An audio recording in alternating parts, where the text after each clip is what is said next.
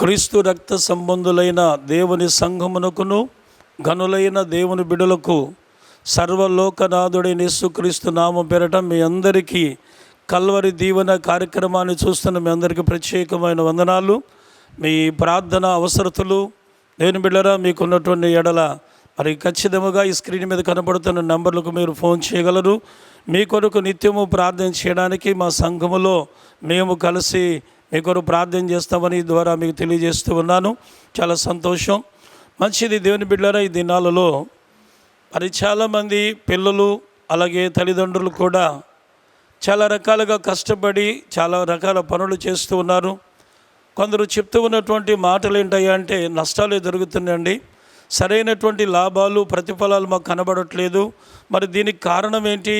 మరి దేవుని సన్నిధికి వెళుతున్నాం, ప్రార్థనకు వెళుతున్నాం, మందిరాలకు వెళుతున్నాం, అయినప్పటికీ కూడా మాకు సరైనటువంటి ప్రతిఫలాలు కనబడట్లేదు అనేటువంటి వారికి ఈరోజు పరిశుద్ధాత్మ దేవుడు మీతో ఒక సూటిగా తేటగా దేవుడు మాట్లాడుతూ ఉన్న ఈ వర్తమానాన్ని గ్రహించాలని ప్రభువు పేరట మీకు తెలియజేస్తూ ఉన్నాను. రూతు గ్రంథము 2వ అధ్యాయము 12వ వచనములో ఒక విలువైన మాటను దేవుడు మన కొరకు రాసి ఉంచాడు. ఈ మాటను మనం చదువుకుందామా? యెహోవా నీవు చేసిన దానికి ప్రతిఫలం ఇచ్చను. చాలా జాగ్రత్తగా ఈ మాటను గమనిద్దాం. దేవుని బిడ్డలారా, ఒకే ఒక్క మాట నేను మీకు చెప్పే మాట ఏంటంటే, దేవుడైన యెహోవా నీవు చేసిన దానికి ప్రతిఫలం ఇచ్చను. ఈరోజు నువ్వు నమ్మిన దేవుడు, నువ్వు ఆరాధించే దేవుడు ఎవరు అంటే నీవు చేసిన దానికి ప్రతిఫలం ఇచ్చే దేవుడు, కానీ ప్రతిఫలం ఇవ్వకుండా, నీకు జవాబు ఇవ్వకుండా, కార్యాలు చేయకుండా ఆలస్యం చేసే దేవుడు కాదని ఈరోజు నీతో మాట్లాడుతూ ఉన్నాడు.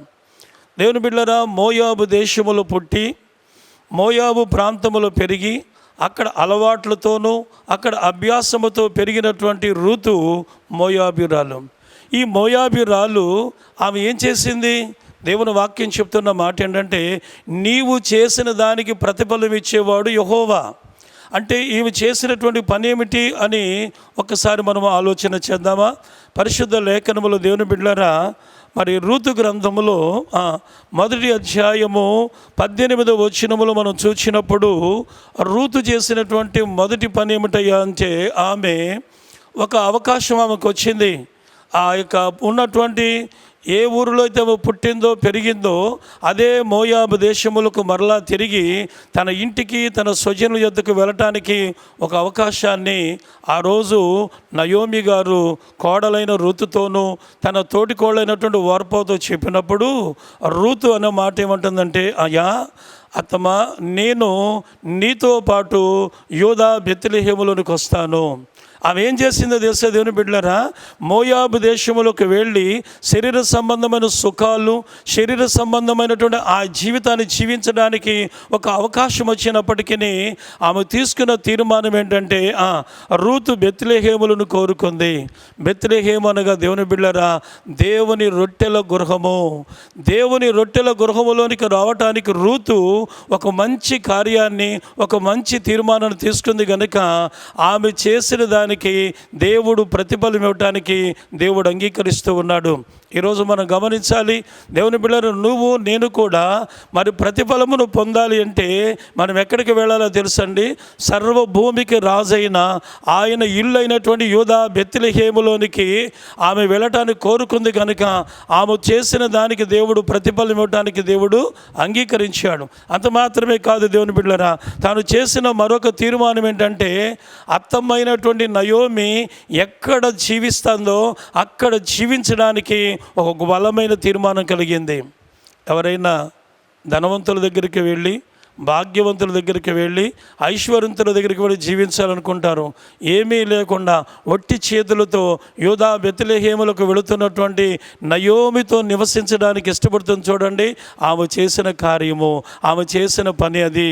దేవుని బిడ్డలారా, ఈరోజు చాలాసార్లు మనము ఆలోచన చేస్తాం, ముసలి వాళ్ళని చూసినప్పుడు ఆ ముసలి వాళ్ళతో వెళ్తే నీకేం లాభం కలుగుద్దిరా, కనుక యవనస్తులతో మనం వెళితే లాభం కలుగుద్ది అనుకుంటారు. కానీ రూతు చేసుకున్న తీర్మానం ఏంటి తెలుసండి? ఆమె చేసిన దానికి ప్రతిఫలం ఇచ్చే దేవుడి స్థలానికి వెళ్ళింది. ఆ దేవాతి దేవుడు రూతుని గుర్తించే విధముగా, రూతుని గమనించే విధముగా ఆ రోజున దేవుని బిడ్డలారా ఒక గొప్ప తీర్మానం కలిగి యోధా బెత్లెహేములకు వెళ్ళింది. కనుక ఆమె ఏమైందో తెలుసా అండి?